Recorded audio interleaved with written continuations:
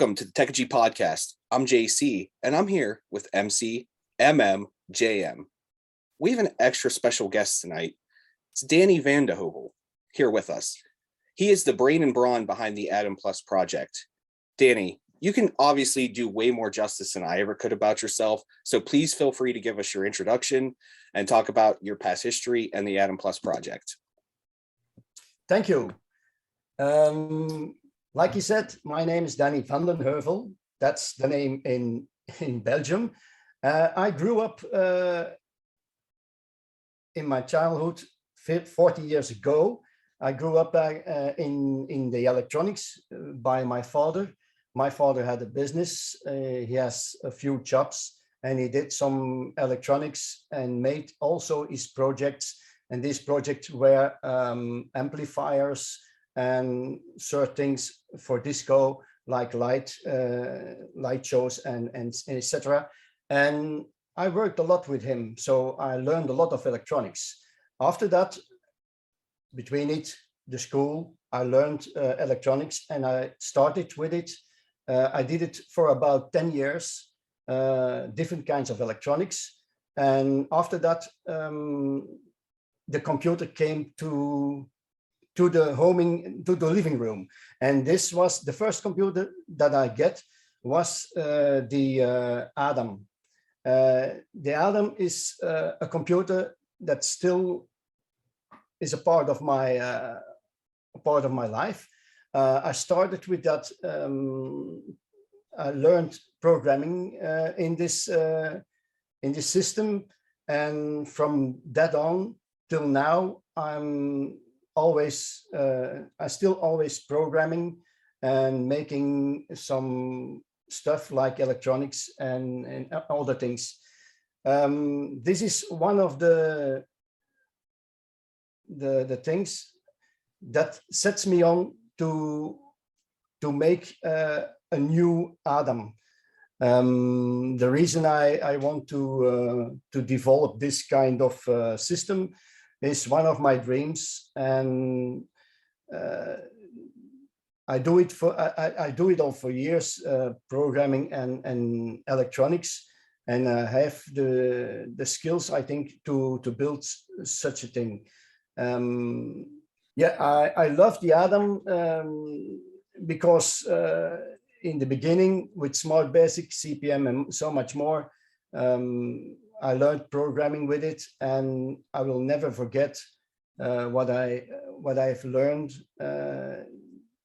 with this system, and I want to bring it to the community and to the Atom lovers, so that I can bring a new system that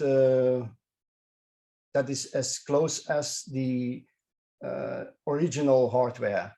So I think MM, you had the first question there. Do you have that up to ask? Yeah, I have that up. I also took a few notes cool. during Danny's. Danny, you keep enlightening me on things that I'm seeing. But my question was, what brought you to the Atom? And you've already answered that you have a love for it, but why the Atom? There was other systems that were available at the time. I learned on Apple II Plus. I know a lot of people at that time did Commodore. What was the draw on the Atom as in your childhood? Yeah, like I said, I started with it, and the games and the software that was available on the Atom computer and on the ColecoVision was very professional. It was really arcade at home, and I know the developing from other systems later on had more possibilities, but I love the 8-bit computers with all these graphics in pixelize it, with the possibilities with the Z80 processor. I did a lot of programming in assembler also, and this was a fun time, and I do it. I still do it. I still work with Z80 processor and with the modern processors like the 68,000 Motorola. So I love this hardware. It's still 40 years old. I know, but I still love it. I still love it. And the possibilities from the Adam were very great. It's sad that it was 3 years on the market and then disappeared. But it was a wrong time that they chose for that, and maybe they had not solved all the problems out of it. But still, I love that. I love that environment. I love this device, and I want to make a new one with the same possibilities, also with devices that you can attach on it. But I want to go further. I also want to do things with it that was not possible with the Adam, and I want to make more emulation in it. I want to use the power of the Linux computer that's behind it. I want to get it that it's how can I say it? Yeah, that it's that it can do great things. Very cool. Very cool. Now I did say something.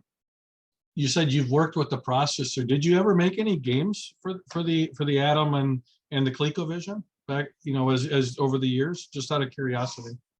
Yes, I made some games, but not on a professional way. I did it.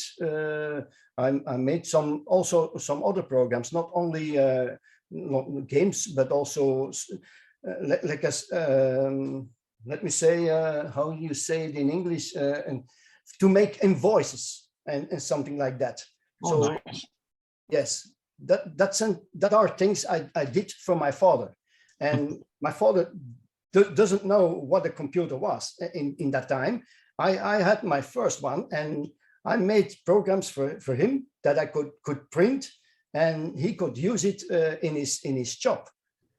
Nice. So that was also a fine time. So that's the reason why I want it back. I want a piece of nostalgia back, and I will be proud if I can make such a thing with the new technologies. Very cool.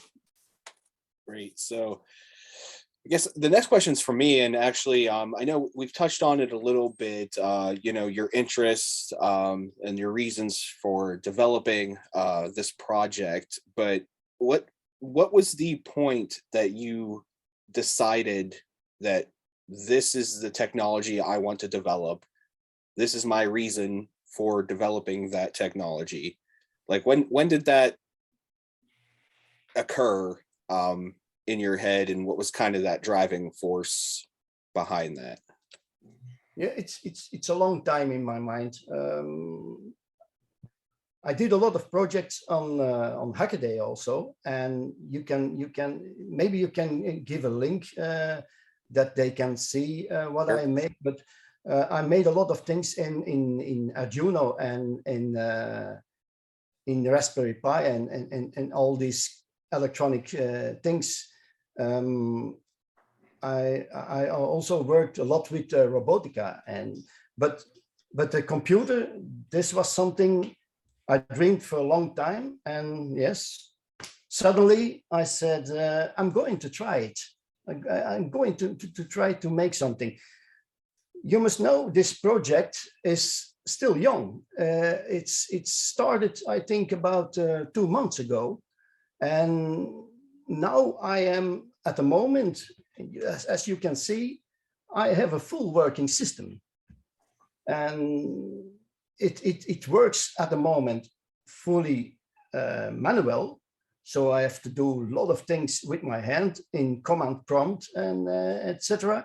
So, but I want to do it fully automatic, and that's what I need I think 2 months I need for programming this thing, that it is a full functional working program.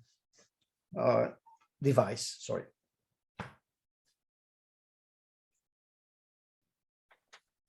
Great. So, I mean, I don't want to jump too far ahead here, but I saw that No, you had no. shown the project there. Do you want to talk about some of the specifications? Of course. Yeah.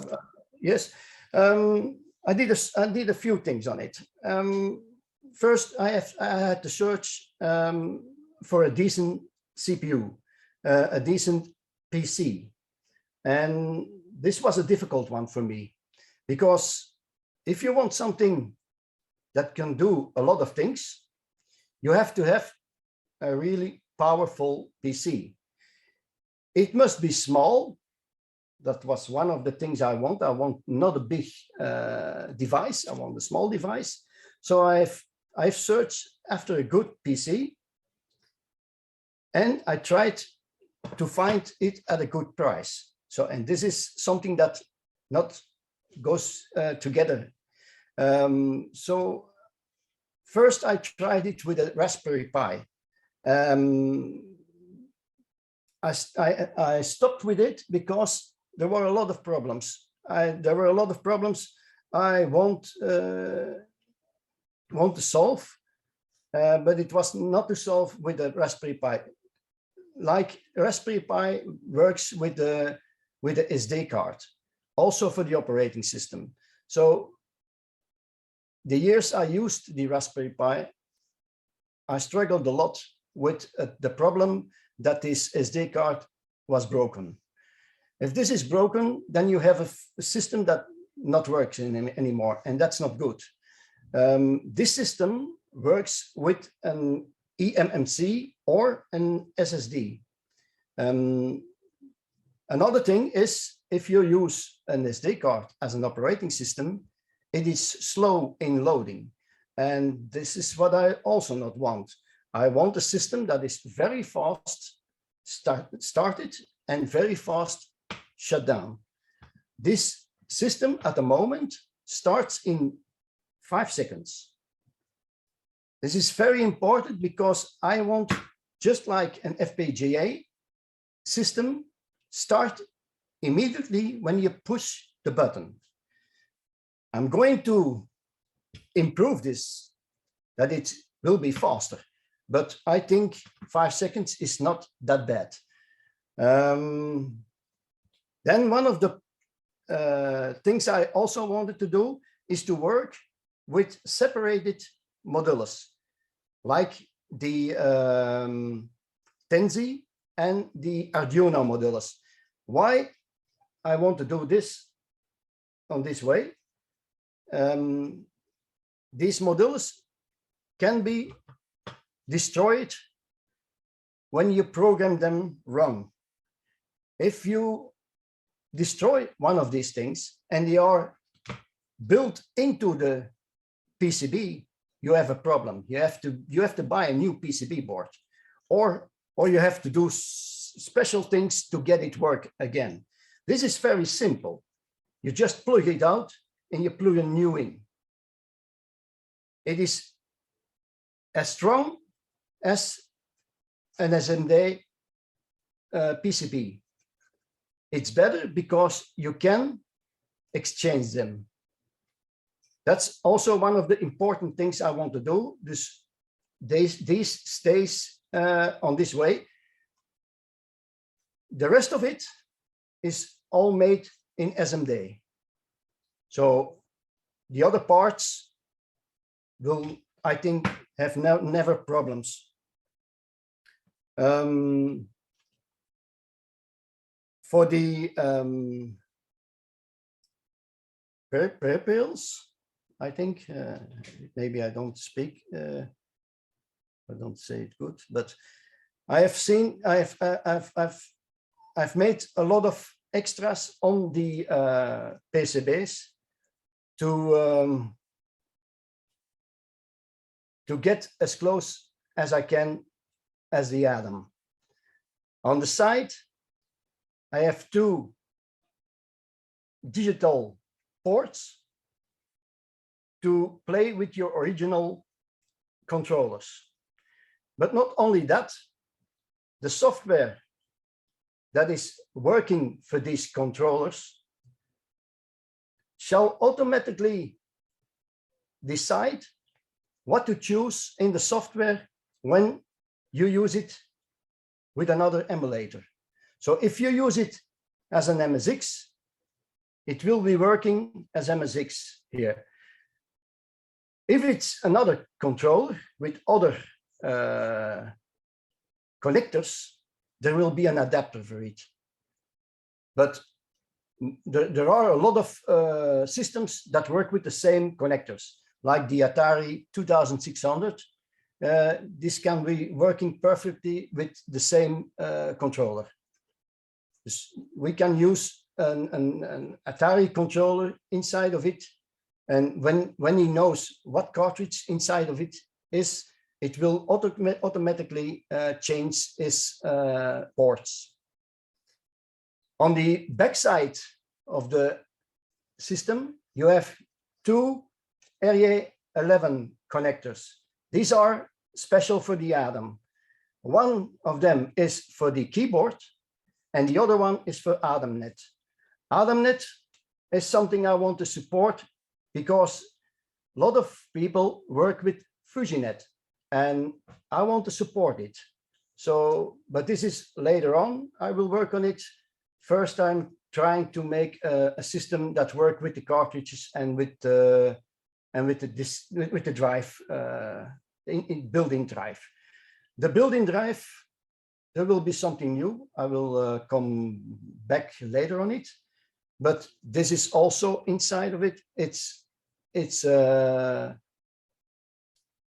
navigated with this thumbstick and with this screen. This screen, now at the moment, here is drive, but it's going to be removed. This will be a control center, but later on I will explain this more in detail. Then we have the cartridge, and this is also total new.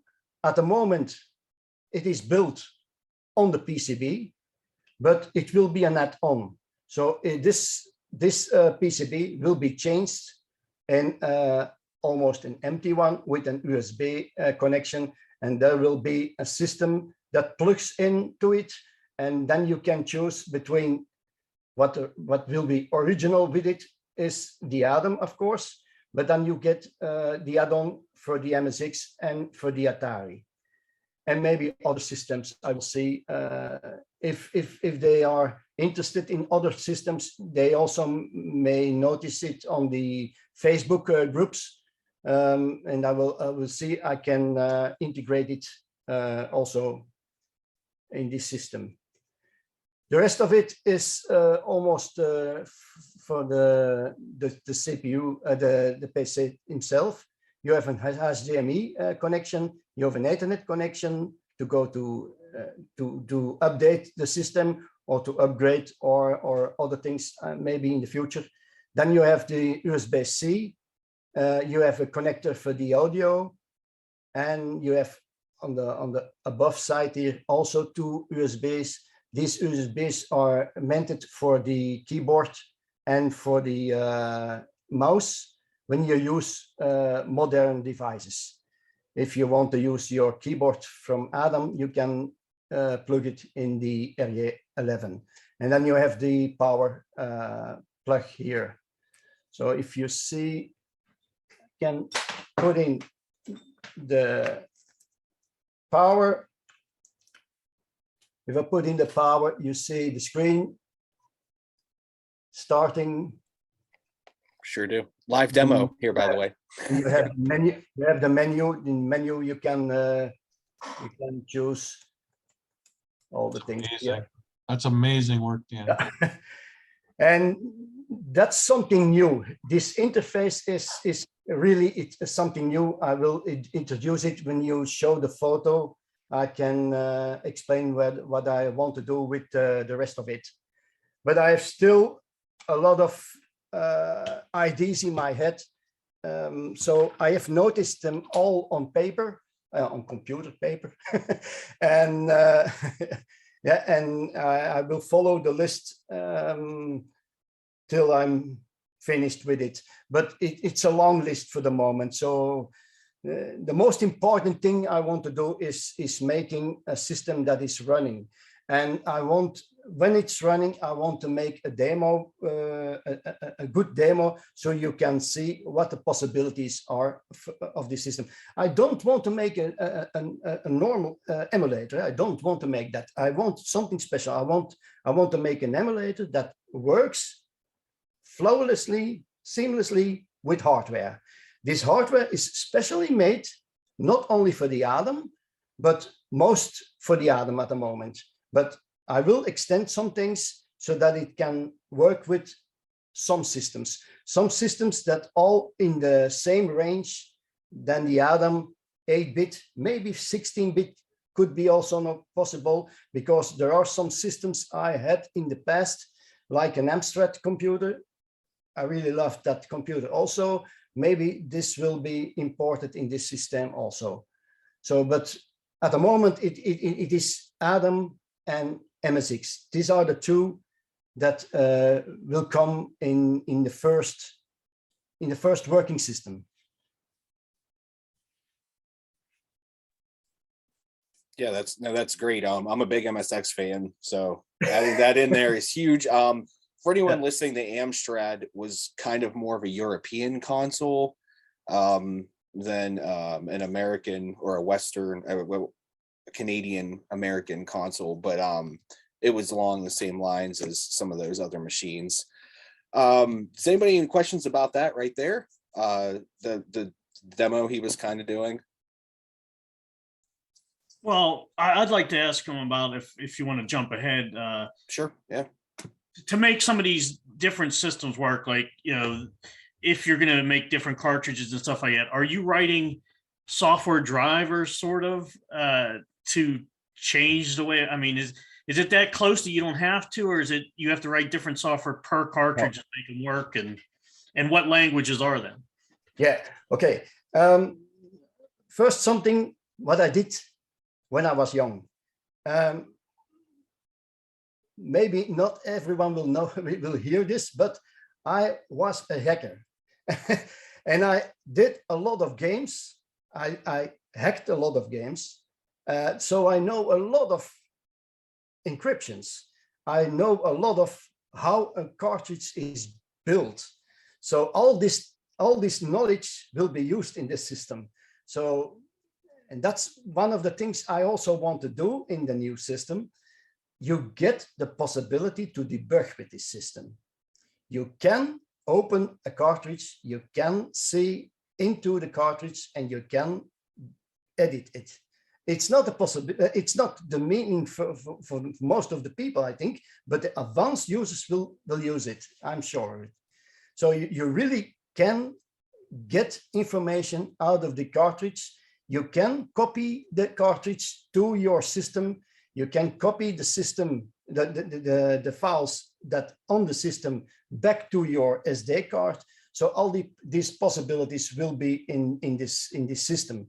And a word about the games and the assembler code where the games are in developed.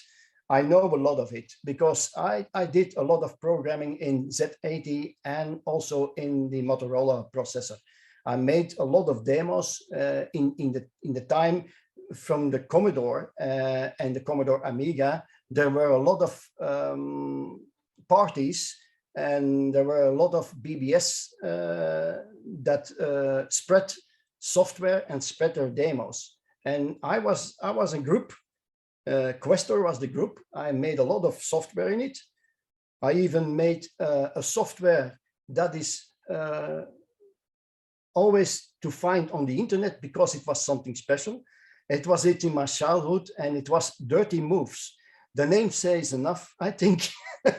But if you search after the name Dirty Moves, you will see a game that is digitalized, and you can use your joystick to move the pictures. And this is very popular, even now. Yeah, it doesn't take I searched it right when you were talking about it and it comes up.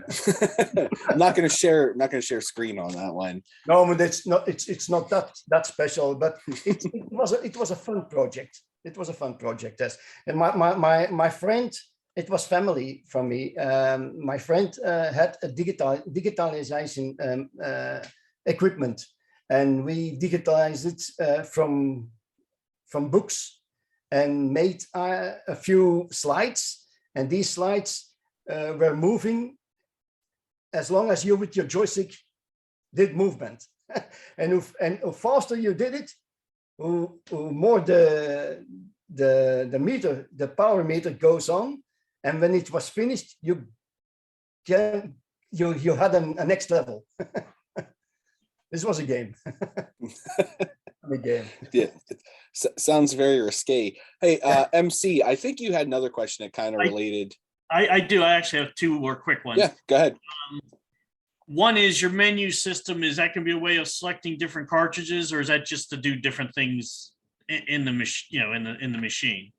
Yes, that's what I sent to John. Okay. There is going to change something with it with the system. Yes.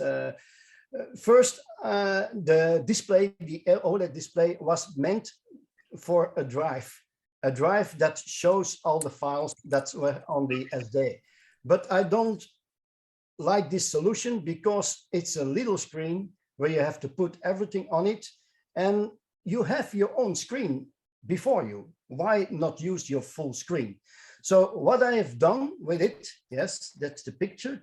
What I have done is I make a menu, and this menu exists out of all the systems that inside of it. So for example, you have above, you have the drive. What you can do, if you select the drive on the OLED and you push the button, you come into a program that I develop, and it will be very graphical. You will see with animation and etc. And you get the drive, and if you have the drive, you can do a lot of things with it. Not only selecting the file, but you're going to have the possibility to copy, to paste, to play, or to delete or rename the files. So you have a lot of possibilities. It's like an explorer that gives you the possibility to do what you want with your files. If you go back to the control center, and that's the name of the system now, if you go to the control center, you can go to the cartridge. If you go to the cartridge, you're going to have a program that will be showing that where you can copy, paste also the cartridge to the memory of the computer, and from there on you can put it on the SD. You can also directly play it, or you can debug it. So if you put it on debug, it will go to an editor, and you can see the code inside the cartridge. This is interesting for finding some things in the cartridge.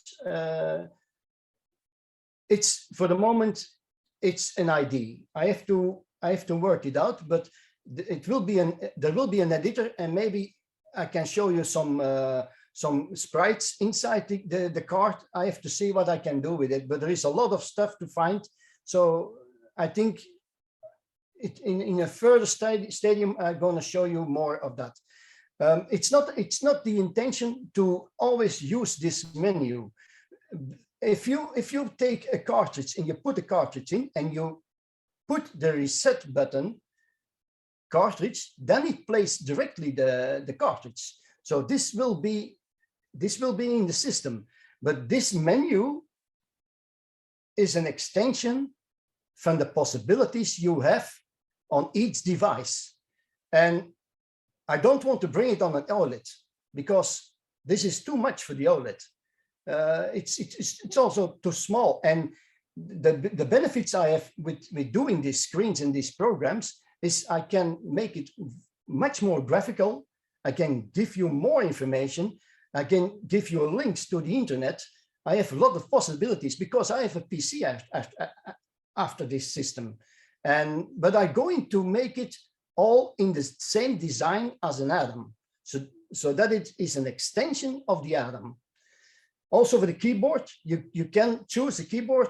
You can choose the language of the keyboard. So most of all, if you use a keyboard from the Atom, then it will be automatically US.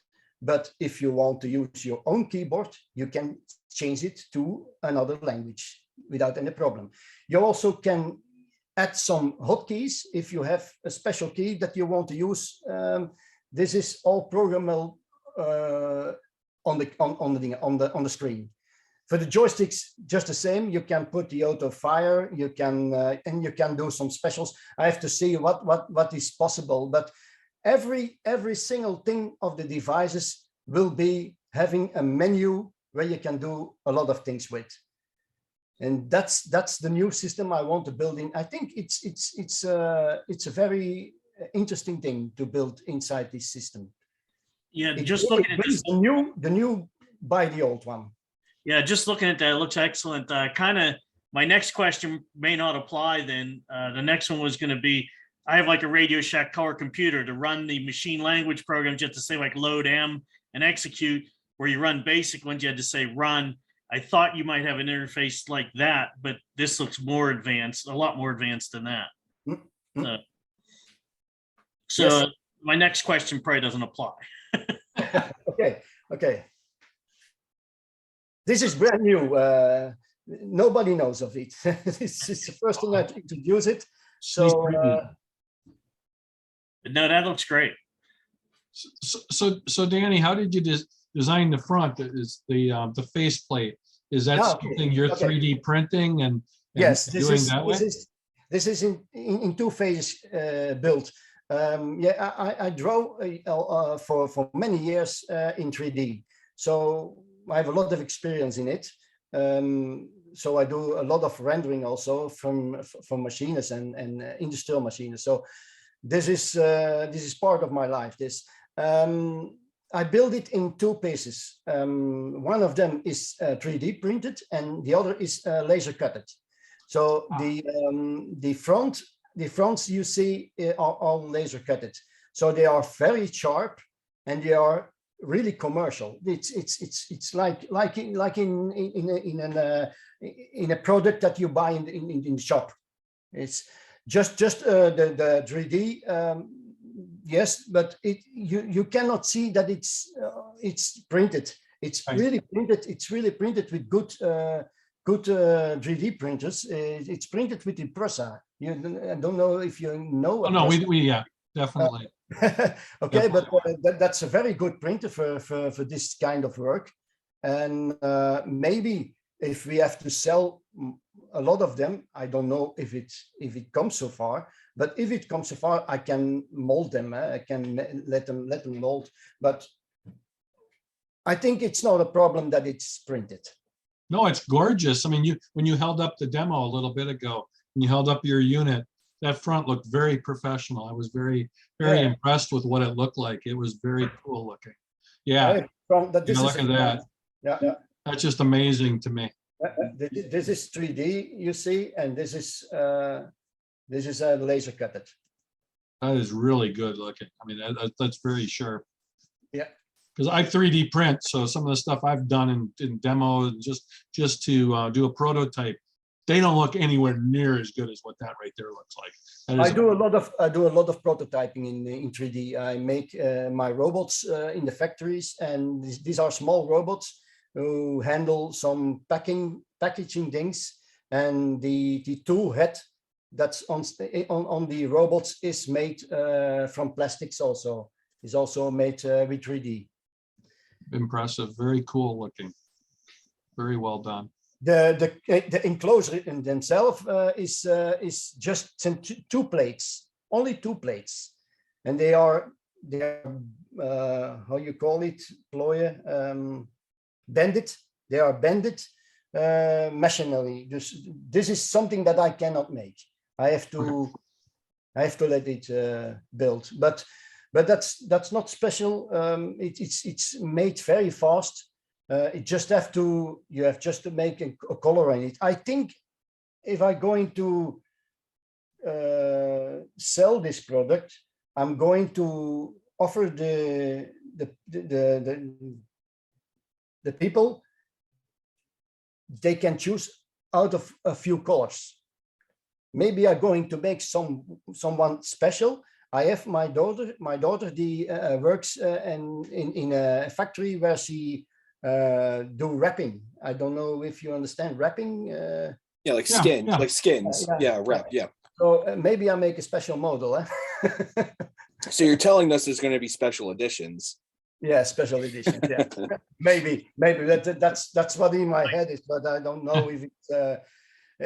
I will be very glad if I could sell some of these products, and it's not only for the money I do it. I want to do it to continue this. If I have a little bit support and I can live with it, I can pay my bills for it. I could do this a long time. I could make a good sport for it. I could. So this is what I try to do. It's still open source, so you can get everything from GitHub, and you can build it completely without any interference of me. But there will be three possibilities. One possibility is you put everything from GitHub and you build everything from scratch. The second possibility will be you can order just the parts you want. You can order the PCBs, you can order the enclosure, and etc. You have to choose. Or the third option, this is the most interesting option for me also, I built the system for you completely. But it's all new for me. I want to bring it to a campaign, and the reason I want to do it via through a campaign is I cannot finance this thing when it will be a lot of it. Imagine it will be 100 pieces. 100 pieces, I cannot finance this thing. So I have to take a campaign for it. And if I have enough backers, I'm sure if my goal is reached, I can do this thing. Then I have a working money to make this thing for real. There's a lot of passion in the community with everything that you've shared, Danny.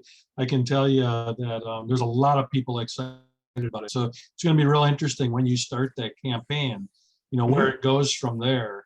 Yeah, I don't think there's going to be a problem. Yeah, I don't think there's going to be that big of an issue. Do you know when? Do you have a time frame when you're thinking about starting the campaign? Yeah, I'm trying to do this all this year. So I'm trying, but I'm trying. Maybe sometimes it will be harder than the other times. There are times that I have to search maybe few days for something, but for the moment it's evolving very good. That's because I do it for years. All what I am doing is built on experience. So that's not a problem. The software is another. Software programming is also not a problem because I do it also many years, but it will take its time to build it. I have to draw, I have to make the software. So this will be taking a time. And I'm thinking, I have made a schedule. I have made a calendar with all these things on it. And I think if I am in a month or 2 months, I think I have a full working system. But it will be changed because I have a lot of changes in my head for the moment. And so I have to make new PCBs and etc. But I don't want to do it now.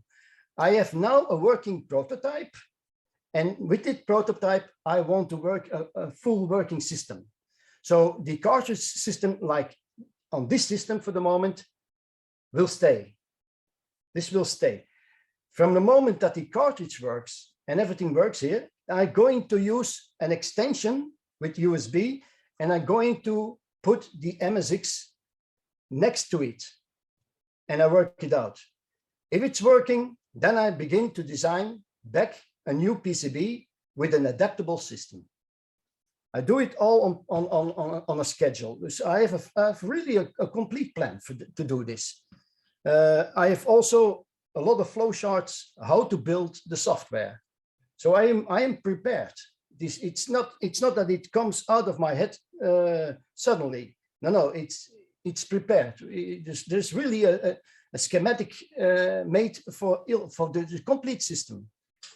No, it's obvious the passion that you have for it. I mean, it's just in the conversations we've had leading up to this and looking at the post you've made, the passion that you have. It's obvious that you've thought this thing a lot out, for sure. You know, one thing I know I have to ask from this team right here, because I'll beat them to it, is if you do a beta, let us know. We would love to be part of it and love to help wherever we can. And I know a lot of the community would, but I'm just here to tell you there's 4 of us that would love to help you with it. Yeah, there will be some things I have to ask on the community or some people, because if I want to fulfill this, I will need some hardware, and that's some of the cartridges I don't get. There are a lot of devices I don't have, so maybe I will speak to the community to get this stuff at my home to test it. I know we are far away from each other, but this should be not a problem to work with together. And Absolutely. I will finance the transportation. That's no problem, because I think if this makes a success, I will be paid back for all this work. And it's like I said, it's not I don't want to make the big money. I just want to live and to work enough on this product. And yeah, I also, just like you, I have to pay the bills. So Hey, absolutely. I have to do something. And now for the moment, I have a good wife, a good woman. They let me, I live here for, I think, about 15 hours a day. I have my own business. I am my own boss. So I work for the work, for the professional work. I do everything on my office, and that's here.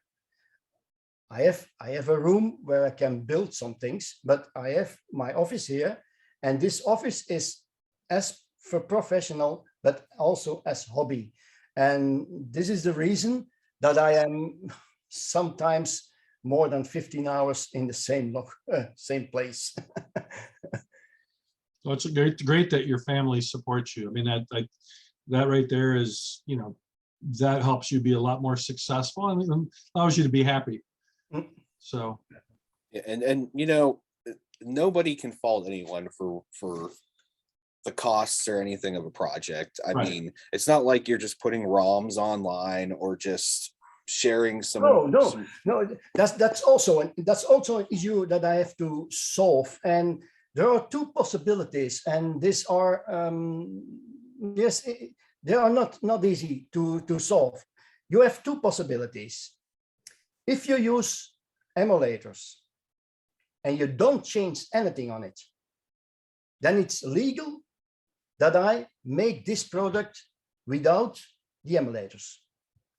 I can give you everything on the internet, how you have to place the emulators on this system. That's no, I don't do something wrong with it, because there are systems enough, like the RetroPie. They have all the emulators on it. So, but you have to do it yourself. You have to make it yourself.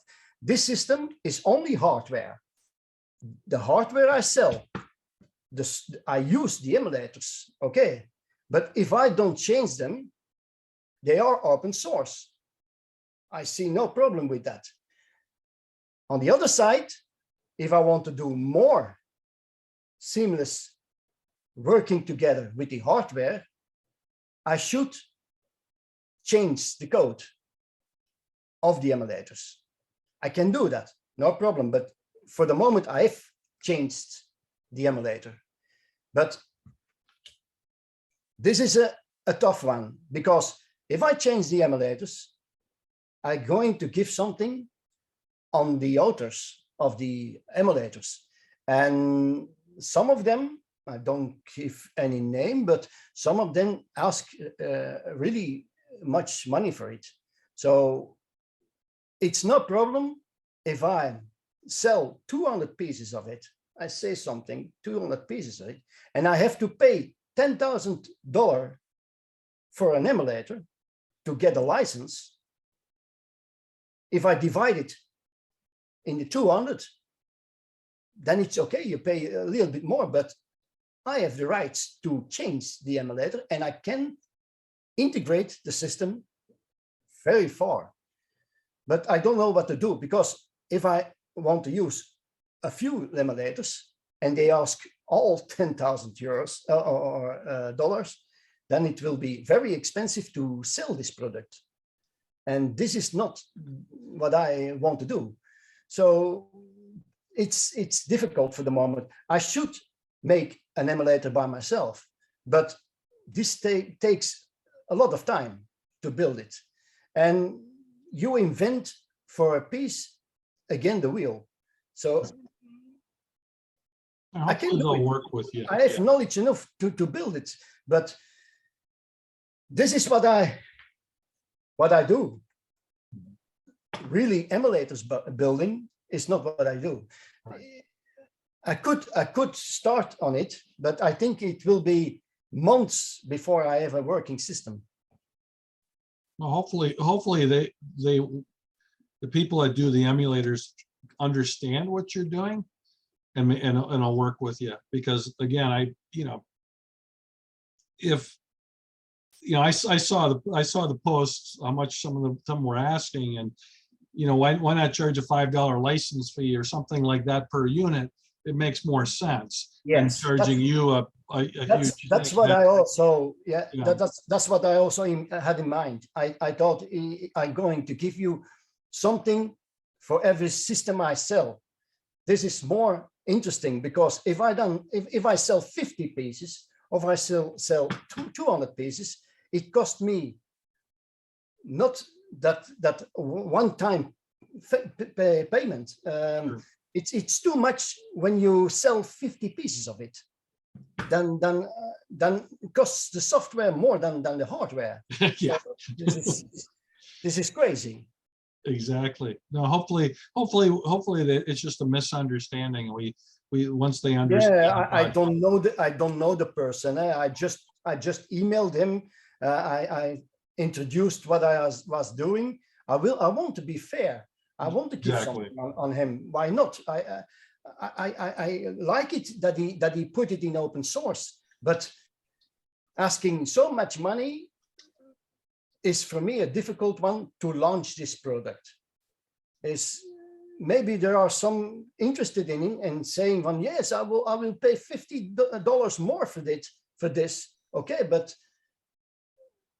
it has to go through a campaign for the moment before I know that I can sell enough of these pieces.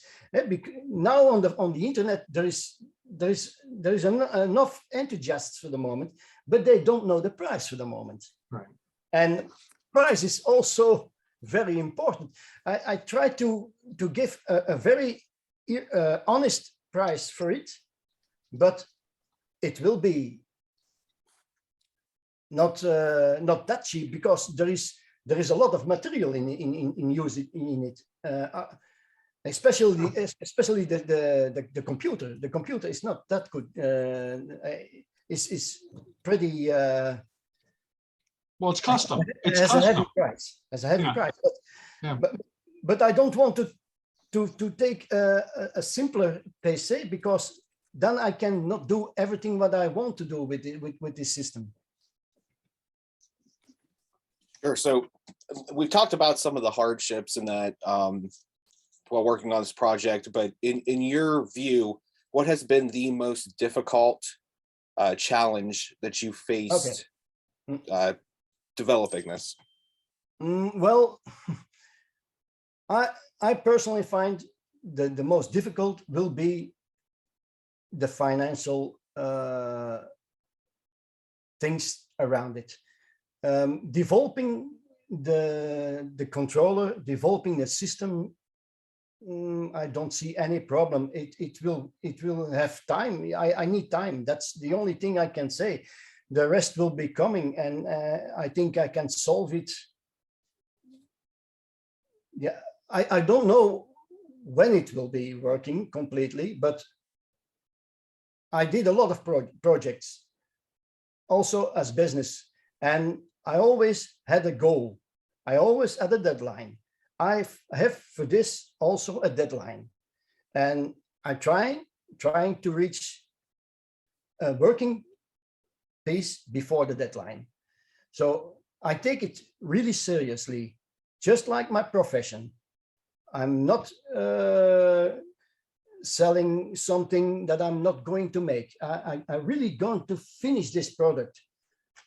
If this fails and it will not come to selling some of these products, I will make it.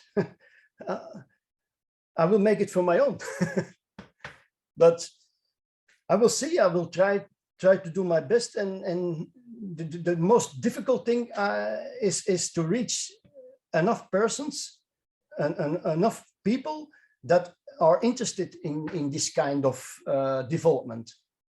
That's a tough one, and I'm very glad to come on an interview like this, because I know you reach a lot of people, and maybe as that they see this thing that they are interested in, and they will look at the campaign at least, and maybe I can put them over the line. So, but I'm going to do some things also on Kickstarter. I have seen how the Kickstarter works, and what I want to do is, if I sell this product, the first 100 are early birds, will have a discount on it, will a better price for it, as long as I have a little on it where I can work on it and can finish it. And for the rest, I'm trying to develop add-ons on it, so that you can have a system that runs a lot of things. And this is also good for me if it has adapters. Then it's not one price, but it could be divided in a few pieces. Not everyone needs all this stuff.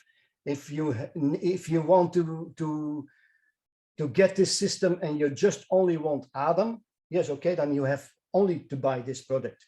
But if you have a lot of cassettes and cartridges of MSX and you say, oh no, I want to play them also with this, you just get the adapter. Maybe if I reach some goal in Kickstarter, I add such an adapter where you can choose out. If you say, I've 100, reach it 150 or 200 pieces, okay, we're going to add an extra adapter, and you choose which adapter you want. This all the things I have in mind when it's started to launch, but I don't know when for the moment. But my woman also always says, don't wait too long, because I'm a profession, and I still work on the system, and I will be. It has to be perfect, but I must be honest. If I have a working system and there is some things to do on it, this can always be filled in when the Kickstarter campaign runs, because I have also a little bit spare time to develop this. I did a lot of Kickstarter. I did a lot of things as backer, and sometimes I have to wait 1 year before I have the product. That's not the intention. Yeah, no, I mean, Sure, that sure. right there, that did happen with the Collector Vision Phoenix. I Mhm. mean, it took them a year, I think, for each one of the runs to. Yeah, when you but pay for it. I've So seen that it- they have failed. They have failed on They Kickstarter. failed on the Kickstarter, but then they just put it where you just pre-ordered it. They went to just a pre-order Okay. system. Yes. Okay. Yeah, Yeah, no, their Kickstarter did fail. You're Yes. absolutely right. But I've And seen they put in their goal very high, and that's what I'm not going to do. If I take a goal, I think if I can come out of my costs to make a certain pieces, I'm ready to do it. So my goal will not reach that high. No. awesome. But I have a lot in my head to extend this thing with a lot of things. I don't have to go too far, but I think it's a system that can do a lot of things out of only the atom. And that's what I'm going to do. Awesome. That's great. I think we have a few more questions left. If anybody wants to go ahead and ask them, please feel free to jump in there. Yeah, John, I have a couple for Danny. Yeah, go ahead. I know you were talking about developing that interchangeable cartridge system. Yeah. But will the Atom Plus have the ability to add ROM files to the system, like for different emulators? You'll be able to add your own ROM files to the Atom Plus? If you use ROM files in a cartridge and you use them like a cartridge, then it should be no problem.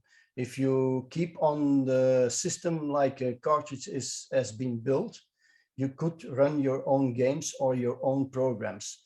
That's not a problem, I think.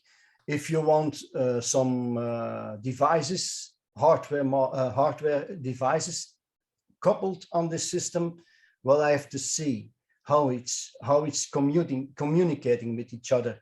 If it's commuting with AdamNet, I think this will also not that big problem.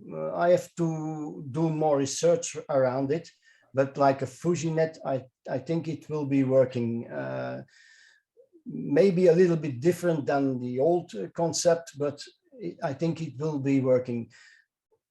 Real hardware inside the board will not be possible. There is an extension on it, so I can do things with it. Maybe I can make an extra adapter for it, but at the moment I let it open. I'm not sure what I'm going to do with that on, but I'm trying to emulate everything what is possible with this system. You have the emulator, of course, and the emulator has its possibilities. There are some things that not running with the emulator, and that's the point where I say I have to get into the emulator and change some things. But I have to discuss it with the author of some of the emulators. If they not want to will do something on it, that it's payable and that it's also a little bit for the community. I have to talk with the person himself, but maybe I'm not the good one to talk with him. Maybe I have help from someone in your country. You know the person maybe better than I know him. But we have to see.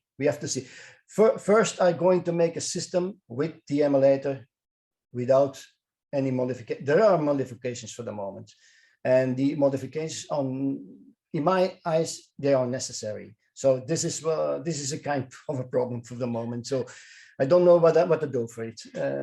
If I don't change the things that I have changed for the moment, I have to make a side way. I have to do something not naturally. So there is a lot of possibilities, but Okay, there are some things inside the emulator that not are built in, and I built them in now for the moment. okay.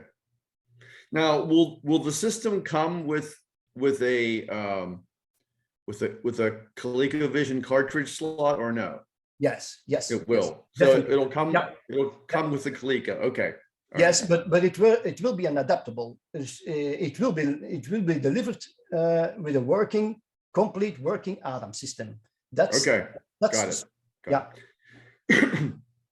The other question I had, and I think you may have already answered it, but will any of the ColecoVision and Atom hardware be compatible with the Atom Plus? Well, some of them and some of them not. Like the printer, there is a possibility that it can work because it's through AtomNet, and the communication that goes through the printer is not that difficult. So I could make it work, but I have to do something, I think, in the hardware. I have to see if it's necessary, but I think it's much better that it communicates with a real printer of this time to print something. But I let it open for the moment. So you might be able to use your own printer, like, you know, an Yes. HP or a Epson or, you know, something like that. Okay. Yes, it will communicate with the system behind it, and the system behind it is a Linux system. So Right. this Linux system can work perfectly with any printer of this time. So it's just a gateway I have to write. So I don't see a problem in that. Okay. Now, I also noticed when you were showing your prototype that you had a port for the Atom keyboard. Yeah. Can you? This is would really you be able hard. to use your? Would you be able to use your own keyboard if through the USB port if you wanted to? Yeah. And together, if you want. And together, okay. Yes. The only reason I asked is I don't know. Maybe somebody that's on the call tonight can maybe answer this, but it's probably pretty hard to get your hands on an Atom keyboard these days. No, Yeah, there probably aren't that many out there. So It's not easy. No. I mean, I've seen them for sale just by themselves, you know, like somebody just selling an Atom keyboard, but you're not going to find that many out there that you're going to be able to plug into the Atom Plus. So you have three possibilities. The first possibility is the heaviest one, the difficult one. That's the old keyboard from Atom. right. I know there are not many anymore for the moment. I'm lucky I have one. The second option will be a definable keyboard. These are also to get. You can make your keyboard with your own design, you can program every key what it has to do. So you could buy a keyboard that works like the Atom. It's through USB, but I will say the special keys that on the Atom could be built in such kind of a keyboard. It's expensive, I know. It will be a keyboard of $200. That's expensive for a keyboard, but it is possible. And the third option is a normal keyboard. Normal keyboard going to work because all the keys that exist on the Coleco on the Atom keyboard will be reachable on a normal keyboard. Only you have to do some special things like pushing two buttons for something to get work like the Atom keyboard. But I will make it that you can define hotkeys in it, so you can change your keyboard that it works just like the Atom keyboard. Okay, very good. Another question I had was, I know we talked about this a little bit on the Facebook page. I think probably, and I think Mike is in it. Mike Mike M is in agreement with me on this, but I think probably your best option for the emulator is to just not include it on the, original production, and then just tell us, give us instructions on how to go about adding that I think it's the Call M emulator that they wanted to charge like $8,000 for the license. So I think probably the best thing to do would just be to, give us instructions on how to go about putting that on the system, once we get one in our hands. So that way you don't have to worry about the expense from your end, as far as the licensing fee, and then, and that each individual person can put the emulator on themselves.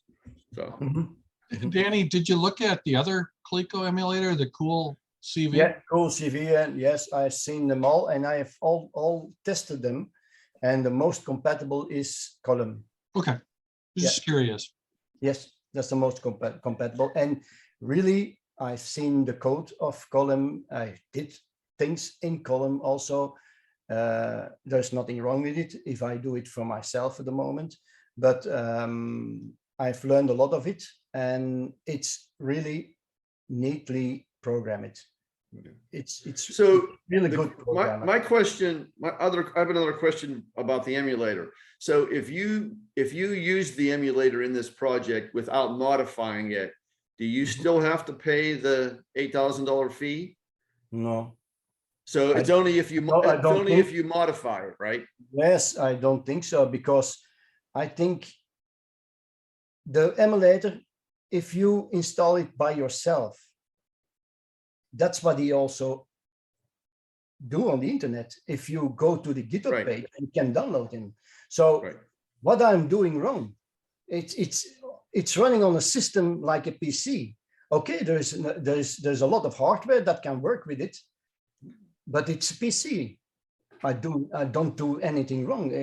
I think I cannot sue it for this kind of things. Right.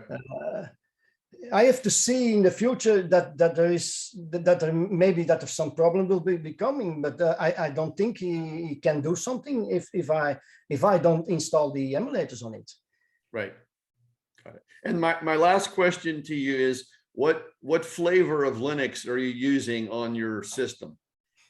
This is really very basic. That I use Linux in the first place, that it's open source. That's one thing. Right. And I don't like all the whistles and bells in a Windows system or in a Mac system. That's beautiful for a PC, but that's not what I wanted. I wanted an embedded system, and this is a system you can put everything out of it, and that's what I've done. There is no graphical interface in it. It's completely gone. There's the only thing there's inside it is X and some of the devices that has to be used. That's also because it starts in 5 seconds. It has not to load many things. So it's really a Linux in a very small environment. Got it. Yeah. All right, that's all the questions I have. Thank you. Thank you. Great. So this has been amazing talking to you, Danny. Have been looking forward to it since I first reached out to you a week or two ago. If you had one thing to say about the Atom Plus, about this project that you want everybody to know, everybody to hear, what would that one thing be? Support me. Yes, I don't think you're going to have a problem with that. This is like, even before I'd ever reached out to you, before I ever friended you on Facebook, or even like, we were all talking about this project. And I know it's been a very short time that it's been being developed, but just us weirdo nerds have been, just like me. yeah, we've been talking about it since the first time. I think JM was the one that showed me the first time about it, and I was like, whoa, this is amazing. So that's great, and we really appreciate your time coming on here. No and talking problem. with us. And I just want to say, and I speak for everybody here, I know, please stay in touch with us. Anytime you want to come on. I hope I can come back when I have a product that is fully working, and maybe I can send some to you, but I will Yeah. see what I can do. Absolutely. Yeah. Anytime, anytime you want to come on, anytime you just want to chat, even if it's off of the podcast, please reach out, stay in touch with us. I will do. We're very interested in this and seeing how this develops and also supporting you along the way too. Mhm. So I'm gonna wrap this real quick. I'm just gonna say we have this saying at the Techegy podcast, which we all say, and you don't know about this, Danny. Yeah, okay. So it's we do a countdown and we say 3, 2, 1, stay nerdy, for my friends, and we all try to do it at the same time, and we mess it up every single time. But we're all gonna try it. And Danny, you're more than welcome to join in here. All right, so we're gonna go 3, 2, 1. Stay nerdy, my friends. All right. Thank you, Danny. This was awesome.